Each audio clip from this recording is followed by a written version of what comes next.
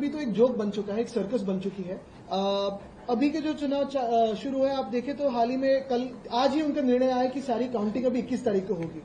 ये प्रोसेस में होते हुए ऐसे हो सकता है क्या, ये भी बात है। लेकिन दूसरी बात ये भी है कि जिस शहरों में चुनाव ही 20 तारीख को होने वाले हैं, तो अगर आज किसी शहर में काउंटिंग होगी तो क्या उस पर इम्पैक्ट हो सकता है, ये भी सोचना उतना ही जरूरी है।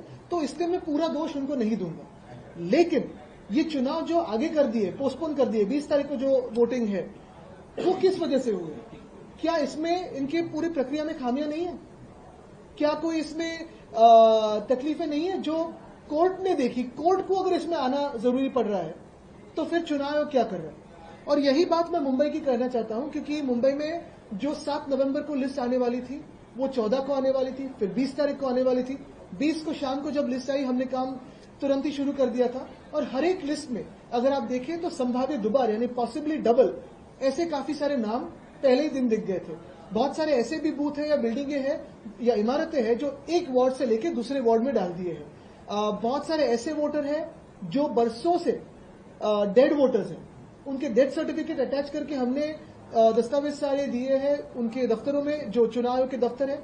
लेकिन शायद सिर्फ भाजपा के कार्यालय से जो आता है वही देखते हैं, चुनाव के दफ्तर में आमतौर पे जो आता है वो देखते नहीं है, लेकिन उस पर भी कोई निर्णय नहीं है। ये सारी बातें एक तरफ, और दूसरी तरफ एक सबसे बड़ा गुनाह जो हमारे सामने आया, नजरों में आया, वो ये है कि हमें कहा गया था और आज भी कहते हैं चुनाव आयोग के लोग कि जो बीएमसी के लिए ये सारे जो महानगर पालिका की जो चुनाव 29 महानगर पालिका की जो चुनाव है, जो मास्टर लिस्ट है वो 30 जून 2025 तक ही है, यानी 1 जुलाई 2025 से कोई भी नया वोटर उसमें एनरोल नहीं हो सकता।